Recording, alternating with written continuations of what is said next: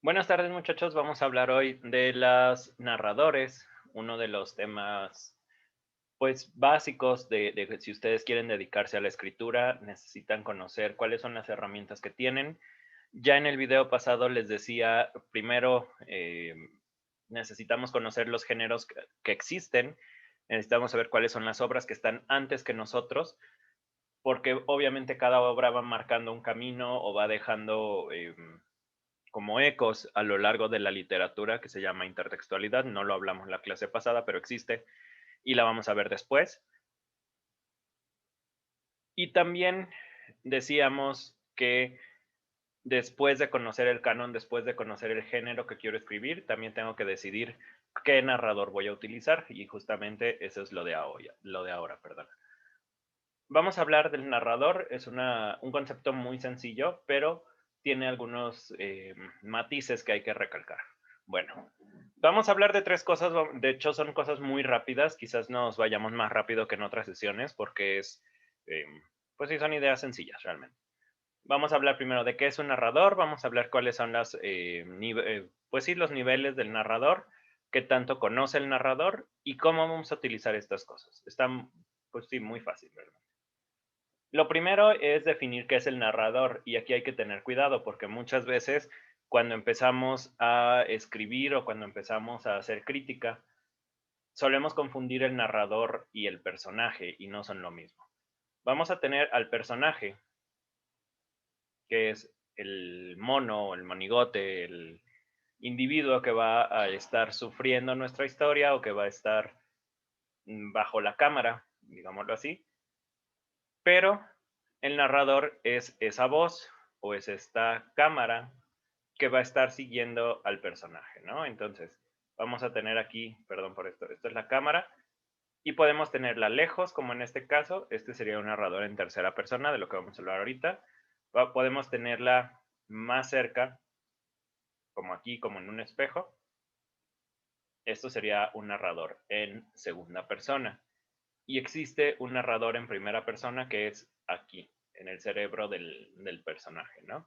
Entonces vamos a tener tres tipos de narrador, tres personas del narrador, ahorita los vamos a explicar bien, y vamos a tener tres grados de conciencia. Puedes saber todo lo que está pasando en el mundo, puedes saber solo una parte, a lo mejor solo sé lo que me está pasando a mí, o puedo no saber nada, como si estuviera encerrado em, como en un pequeño cuarto con las luces apagadas, ¿no? Y solo. Entonces, tenemos tres grados de conciencia y tres personas. Entonces, el narrador es la voz que narra o la voz que nos cuenta las cosas que están sucediendo, pero no es el personaje. A menos que sea una narración en primera persona en la que el personaje y el narrador sean lo mismo, en ese caso sí. Por ejemplo, Harry Potter está narrado así, ¿no? Pero en todos los demás casos no necesariamente es así. Bueno, vamos a hablar de las personas, ya las mencioné hace un ratito. Aquí tenemos un ejemplo de un videojuego, la del medio realmente no tiene ninguna relevancia, por eso le tapé lo que decía ahí, decía cámara fija. Aquí tenemos eh, tres, los tres niveles, y esto creo que es un poquito más claro. Tercera persona es cuando la cámara está atrás de mí, me está siguiendo. El 80%, el 90% del cine es tercera persona porque ponen la cámara lejos y los personajes actúan. Vemos la representación, pero nosotros desde nuestra silla, nuestra sala, desde el cine, bueno, ahorita cine supongo que no, pero eso, ¿no? Es el que está más lejos y el que puede abarcar más territorio. Ahorita vamos a hablar de eso. El narrador en segunda persona, este es casi exclusivo de la literatura, no sé si en cine o en videojuegos se haya logrado. En literatura, el narrador en segunda persona es uno de los más complicados, de hecho es el más complicado de estos tres, porque es un narrador que nos exige que hablemos con órdenes o que hablemos con hiciste, diste, las cosas ya muy hechas, ¿no? Entonces, este narrador es un tanto difícil de utilizar, primero porque como las terminaciones de los verbos son muy parecidas, cansan después de un rato.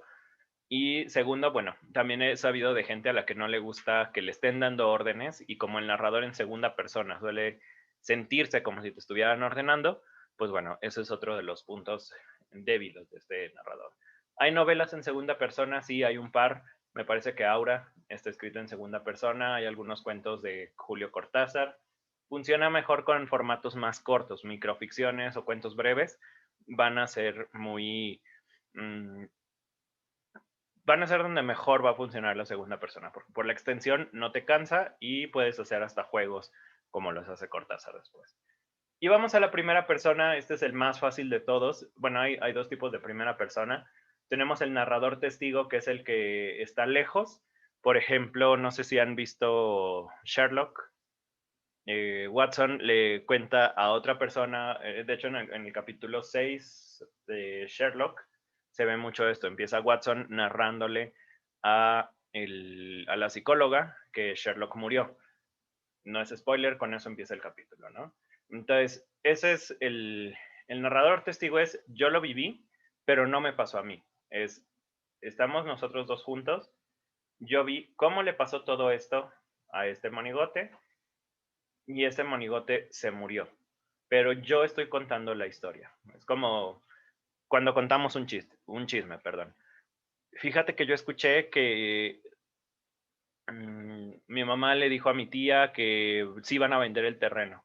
En ese caso, yo no dije nada, yo solo escuché y después lo estoy contando, ¿no? Es eso, el narrador testigo. Y el narrador protagonista, vamos a tener que este también es muy común, es el personaje al que le pasa todo. Esto lo vamos a ver mucho en literatura. Les digo, Harry Potter es un ejemplo muy claro. Ya. Bueno, esas son las personas. Y luego tenemos los grados de conciencia, tenemos 3, omnisciente, equisciente y deficiente. Deficiente es el que les decía que no sabe nada, el que apenas sabe si están prendidas las luces, aunque las esté viendo, pero el narrador no lo sabe. Luego tenemos el equisciente, que es el personaje y el narrador saben lo mismo. Este suele estar muy combinado con la primera persona, porque yo no puedo saber lo que piensan otras personas, no puedo adivinar si viene el tren o cosas así, no puedo saberlo. Pero un narrador omnisciente, que es el último, es el que sí puede saber todo, que sabe quién se siente cómo, dónde está cada personaje, o los personajes que están en escena, cómo se están sintiendo. Es como eh, Pedro se enojó y María se preguntaba si era por lo que le había dicho hacía unos momentos. Eh, no quiso contestarle nada. Pedro sentía que la ira estaba ebulliendo dentro de sí, ¿no? Entonces, con eso ponemos primero la emoción de Pedro, que es estar enojado, luego un pensamiento de María, y luego regresamos a Pedro. Esto es algo que hace el narrador omnisciente. Puede saltar entre personajes y sabe más que un solo personaje. De hecho, sabe lo que saben todos los personajes. Entonces, esos son los tres los 3 grados de conciencia, así los manejo yo, que tienen los narradores. Ahora, ya casi vamos a terminar la clase, es cómo se van a utilizar estos narradores y para qué nos sirven estos narradores. Bueno, vemos aquí, esto del narrador desconfiable lo vamos a ver un poquito después, quizás en el siguiente video, porque es un tema muy interesante, pero primero hay que dominar el narrador bien. Vamos a hablar de las primera, segunda, tercera persona, estos ya les decíamos, y aquí les puse unos ejemplos. El primero dice, no veía nada, las cortinas estaban abajo, aunque no recordaba haberlas corrido, y no sabía siquiera si estoy o no en casa. En este caso, tenemos un narrador en primera persona, porque estoy hablando de si estoy, entonces este solo puede ser yo, me está pasando a mí, y además tenemos una deficiencia, porque dice no veía nada, entonces lo primero es mis ojos están oscuros, las cortinas estaban abajo, bueno, quizás lo hice muy, muy rápido el ejemplo, aquí hay una contradicción porque dice que no ve nada, pero bueno, quizás puede ser no sé, como que hay un problema, ¿no? Aunque no recordaba haberlas corrido aquí, estamos viendo que los ojos del personaje no pueden darnos información, pero hay otro problema. Tampoco la parte intelectual del personaje nos está funcionando para nada aquí. Entonces estamos eliminando 2 recursos. Y no sabía siquiera si estaba en casa. Este primer recurso, que es el narrador de la conciencia deficiente, lo vamos a encontrar mucho en terror y suspenso, porque los personajes saben muy pocas cosas. Entre ellos hay conflicto siempre está como el misterio. En los de asesinato, por ejemplo, también vamos a encontrar mucho esto en la novela negra. Entonces, es un tipo de narrador que porque su, convierte el relato en una búsqueda de información constante, porque como no tiene información necesita devorar toda la información que pueda y empezar a construir una figura más grande. Entonces, ese es el narrador deficiente.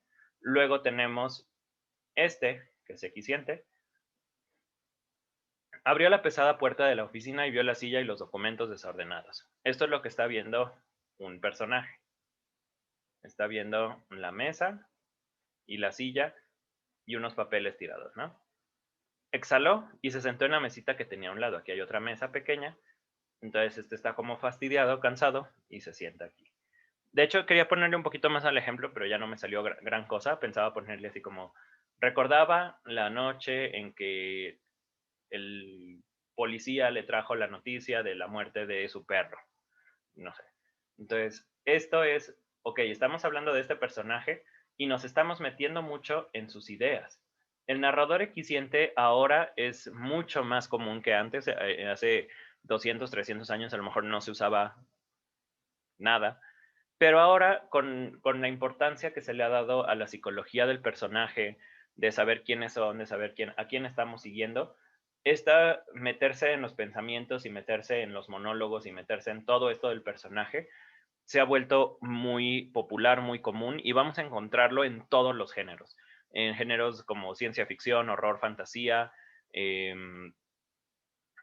comedia romántica, aventura, porque estamos siguiendo a una persona nada más, o solo sabemos lo que vemos en pantalla, no podemos saber más.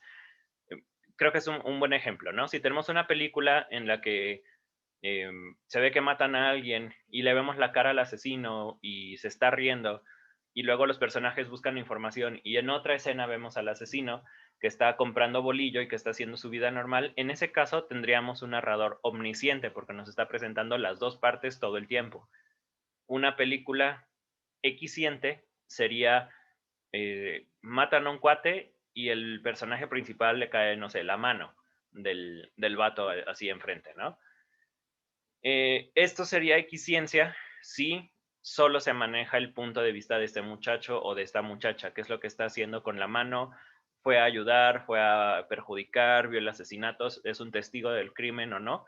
Todo esto sería equiciencia, porque no estamos entrando en los pensamientos ni las emociones de los otros personajes.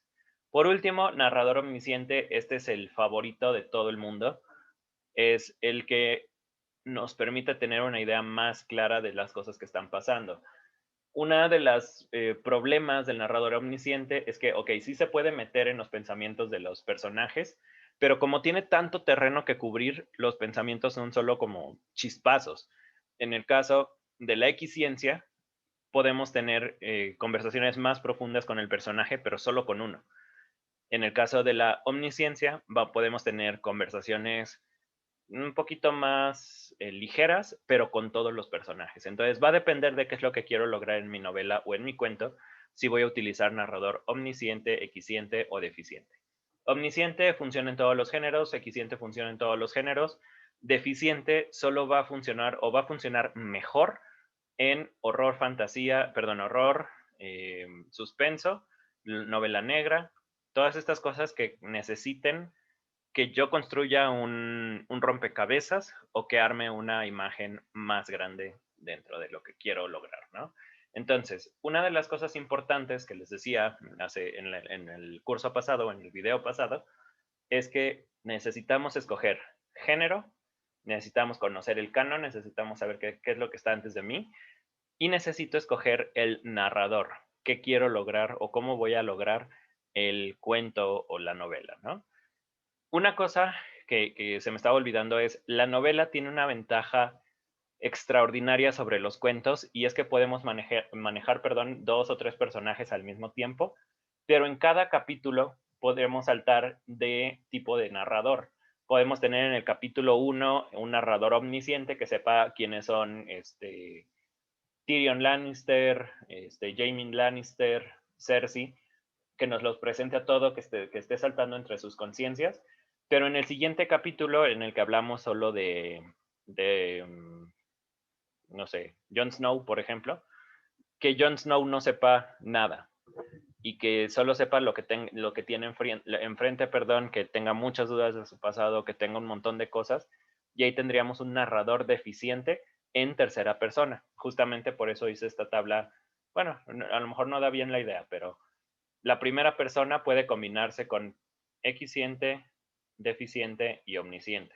Entonces puede ser primera persona equisciente, deficiente u omnisciente. Segunda persona, mismo caso. Y tercera persona también tiene la misma propiedad, ¿no? Puede combinarse con cualquiera de estos. Entonces podemos tener una tercera persona deficiente, sí se puede. No recuerdo ningún ejemplo, pero sí se puede. Tercera persona equisciente, pues ahora es más común. Tercera persona omnisciente es la que domina la literatura, porque es la que nos permite manejar más cosas, más personajes, más emociones, ¿no? Entonces, el más fácil de usar es tercera omnisciente, el más difícil sería un segunda deficiente, ¿no? Eso sería lo más difícil de todo. Y bueno, con esto espero que tengan un poquito mejor la idea de qué es lo que quieren lograr con su narrativa. Es un tema que es corto, pero las implicaciones de esto son muy grandes ya en la novela, ¿no? ¿Por qué? Porque al momento en que yo escojo el narrador, también estoy planteando de alguna manera los objetivos de cada capítulo y los objetivos de cada personaje. Objetivos, lo digo como de manera más grande que lo que quiere lograr el personaje. Lo digo como, ¿qué quiero lograr yo en, como en la versión más grande, viéndolo desde más lejos? Quiero que este personaje me sirva para revelar secretos a lo largo de la trama. Este personaje me va a servir para esto, este personaje me va a servir para lo otro. Eso es para lo que podemos utilizar los narradores, ¿no? Entonces, con esto terminamos por hoy. Espero que les sirva. Cuídense mucho y nos estamos viendo, espero, la próxima semana. Hasta luego.